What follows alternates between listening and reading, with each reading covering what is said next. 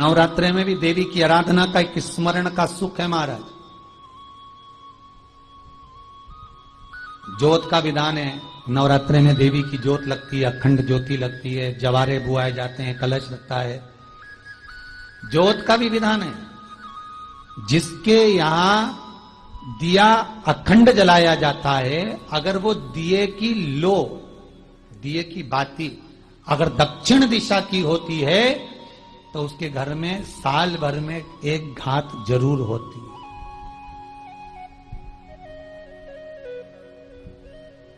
जो दिया अखंड जलता है उसकी बाती का मुख दक्षिण का नहीं होना चाहिए।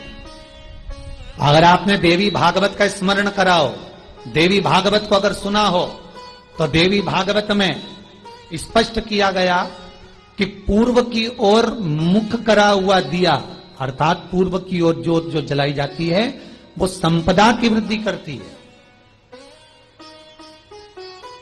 पश्चिम की ओर मुख कर कर जो ज्योत लगाई जाती है महाराज, वो वैभव को देती है। और उत्तर की ओर जो मुख कर कर ज्योत जलाई जाती है, उत्तर की ओर जो ज्योत का मुख रहता है वो आयु की वृद्धि करती है, घर में अकाल मौत को रोकती है।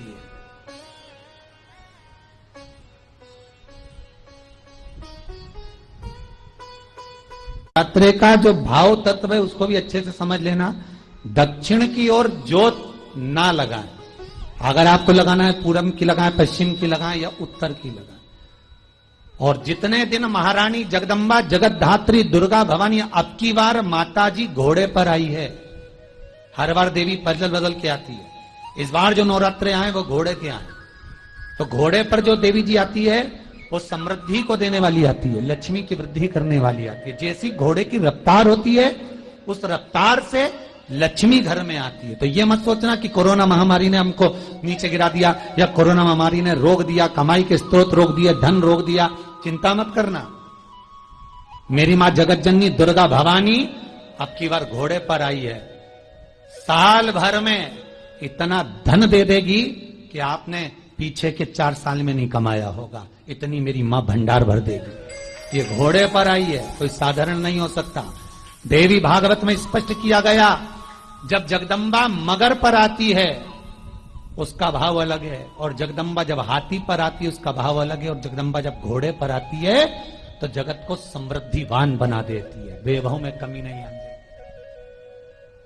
अभी भले दुनिया के लोग अभी रोते हैं कि पैसा नहीं आ रहा, कोरोना महामारी ने सब तोड़ दिया, रोक दिया, पर चिंता ना करना।